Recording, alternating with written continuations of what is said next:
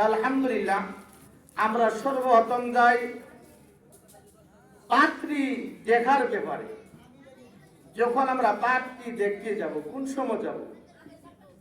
শরীয়তের দৃষ্টিতে পাত্রী দেখা মুস্তাহাব, পাত্রী দেখাটা ভালো। পাত্রী দেখার ব্যাপারে শরীয়ত কাকে দেখতে হবে, কতটুক ওই মেয়ের শরীর থেকে কতটুক জায়গা দেখতে পাবে, এটা আল্লাহ পাক রব্বুল আলামিন শরীয়তে নির্ধারণ করে দিয়েছেন। যে ছেলে বিবাহ করবে ওই ছেলে দেখতে পাবে শুধু ওই মেয়ের চেহারাটুক, ওই মেয়ের সুখ মুখমণ্ডলটুক, এতটুক জায়গা দেখতে পারবে। আর আমরা তো বর্তমানে বাবারে বন্ধু বান্ধব বান্ধবী সব নিয়ে আমাদের গরু দেখতে পারে গেছে। হারাম হারাম। যে ছেলে বিবাহ করবে এই ছেলে দেখতে যাবে, আর তার বাবাও দেখতে পারবে না।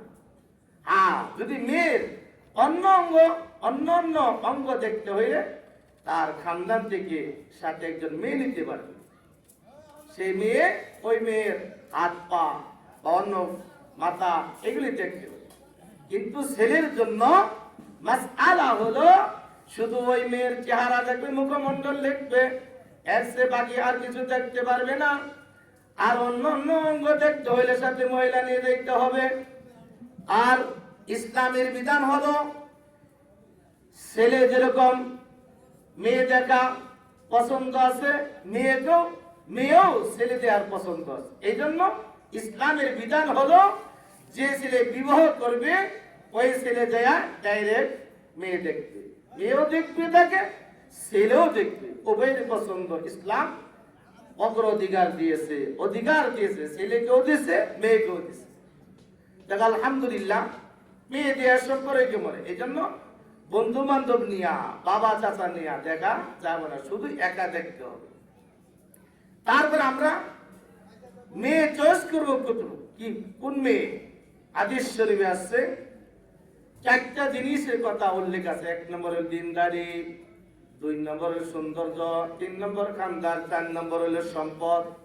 1 নম্বর হলো দিনদারি, যার মধ্যে দিন আছে কিনা, তার মধ্যে দিনদারি আছে কিনা, আল্লাহর ভয় আছে কিনা, আল্লাহর তাকওয়া আছে কিনা ওই মহিলার ভিতরে, ওই মেয়ের ভিতরে।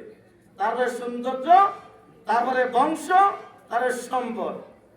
ওই 3টার মধ্যে থাকলে ভালো, না থাকলে সমস্যা নাই।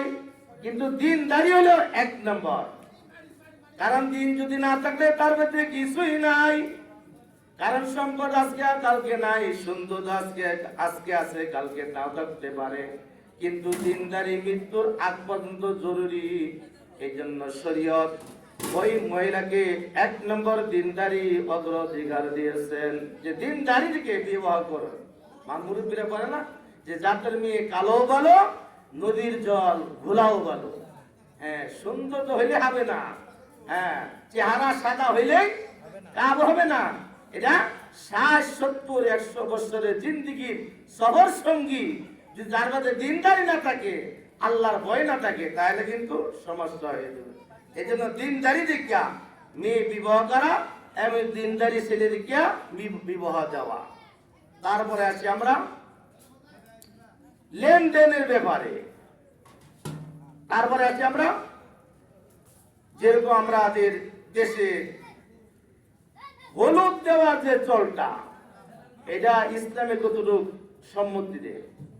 যে ছেলের বাড়ি থেকে মেয়েরা যা, আবার মেয়ের বাড়ি থেকে ছেলেরা আসে গোসল দেওয়ার জন্য, গায়ে হলুদ দেওয়ার জন্য। হ্যাঁ, আল্লাহ পাক রব্বুল আলামিন এবং রাসূল সাল্লাল্লাহু আলাইহি ওয়াসাল্লামের বিধানে কি বলে? যে সমস্ত মেয়েরা যায়, সবাই যুবতী মেয়েরা, এরা যাদেরকে বিবাহ করা যায়, এই সমস্ত মেয়েরা ওই ছেলের সাথে হাত দেওয়া হারাম, গুনাহে কবিরা, গুনাহে কবিরা, জায়েজ নাই। হ্যাঁ, তেল আনি দিবা না, নিজে তেল বাঙ্গাইবা না, তেল আনি দিও না। এটা মুরব্বীদের জবাবদিহি করতে হবে যে আমি যে মেয়েগুলি পাঠাইলাম ওই ছেলেকে স্পর্শ করবো, ছেলের গায়ে হাত দিবে। অন্য মহিলা অন্য পুরুষের গায়ে হাত দেওয়া জায়েজ নাই, হারাম হারাম। দেখা করাও জায়েজ নাই, নামাজ পড়া যেরকম ফরজ, পর্দা করাও সেরকম ফরজ। কিন্তু এখন আমরা গুনার প্রতিযোগিতা চলছে, কে কত সাজতে পারে, কে কত ডিজাইন করতে পারে, এটা জায়েজ নাই। গায়ে হলুদ মেয়েরা জায়েজ দিবে, ছেলের বাড়ি থেকে মেয়ের বাড়ি, এটা সম্পূর্ণ গুনাহে কবিরা, হারাম, জায়েজ নাই। তারপরে আছি আমরা লেনদেনের ব্যাপারে, যেরকম লেনদেনের ব্যাপারে মোহর দিতে হবে, ছেলের মেয়ের মোহর দিতে হবে। মোহর দেওয়া কি ফরজ, মোহর দেওয়া ফরজ। কিন্তু বর্তমানে তো আমরা 4 লাখ 5 লাখ 6 লাখ দিয়ে মোহর মেরে দিলাম। কিন্তু ইসলামে সর্বনিম্ন মোহর নির্ধারণ করছে, যে উপরে কতটুকু এতটুকু নির্ধারণ করেন নাই, উপরে কতটুকু এটা নির্ধারণ নাই। অর্থাৎ সর্বনিম্ন মোহর হইল 1999 সালে যেটা হিসাব ছিল 2500 টাকা মোহর, সর্বনিম্ন মোহর। এখানে আরো বাড়ছে, 3 উপরে যেতে পারে। ওই সময় ছিল 2500 টাকা, 2500 টাকা, এখন হয়তো আরো বাড়ছে। এটা নিম্ন স্তরের মোহর। তারপরে হইল একটা ছেলের সাধ্য অনুপাতে সে যতটুকু মোহর আদায় করতে পারবে অতটুক মোহর ধার্য করতে হবে, অতটুক মোহর ধার্য করতে হবে। কিন্তু নাম পড়ানোর জন্য মানুষ বলবে অমুকে এত টাকা মোহর ধার্য করলো, হ্যাঁ,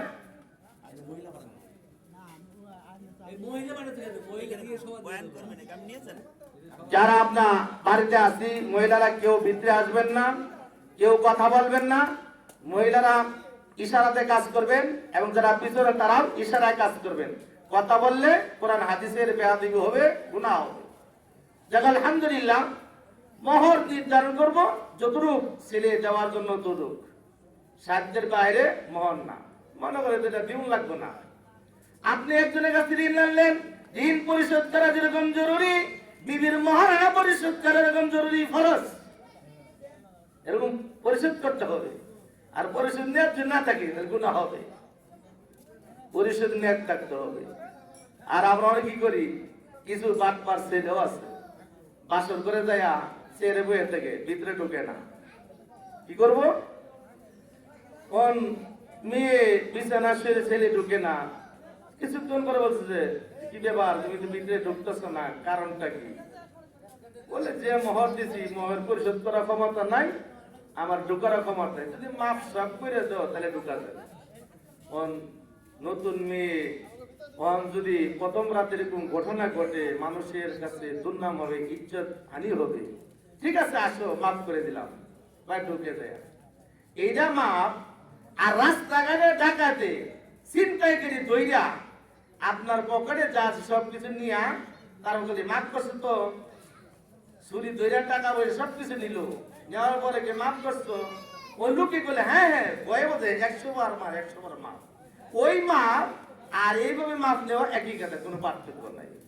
এই জন্য আমরা মোহর কম ধার্য করব এবং পরিশোধ করার চেষ্টা করতে হবে। আপনি 6 মাসে পারেন বা 1 বছরে পারেন, তার কাছে সময় নিয়ে হইলেও পরিশোধ করতে হবে। এটা কাল বাহানা করলে কাজ হবে না। এই যে মোহরে বেড়া গেল। তারপরে আসি আমরা খাওয়া দাওয়ার পরে কনের বাড়ি খানার ব্যাপারে মাসআলা। কনের ব্যাপারে মেয়ের বাবার বাড়িতে খাওয়া দাওয়ার যে মাসআলাটা, এই ব্যাপারে আসছে যে ছেলের পক্ষ থেকে বলে 50 জন 100 জন 200 জন যাত্রী আমাদেরকে খাওয়াইতে হবে, এরকম মেয়ের বাবার উপর চাপ প্রয়োগ করা হয়।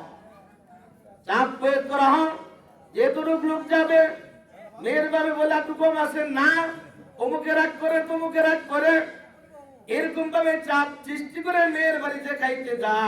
তাদের সম্পর্কে শরীরে কি ফায়সালা দিয়েছে, যে বলছে যে এরা চাপ সৃষ্টি করে মেয়ের বাবার উপর, কনের বাবার উপর এরকম নির্দিষ্ট করে চাপ সৃষ্টি করে যে খানা খাইলো, এই খানা আর ডাকাতের খানা এর মধ্যে কোনো পার্থক্য নাই।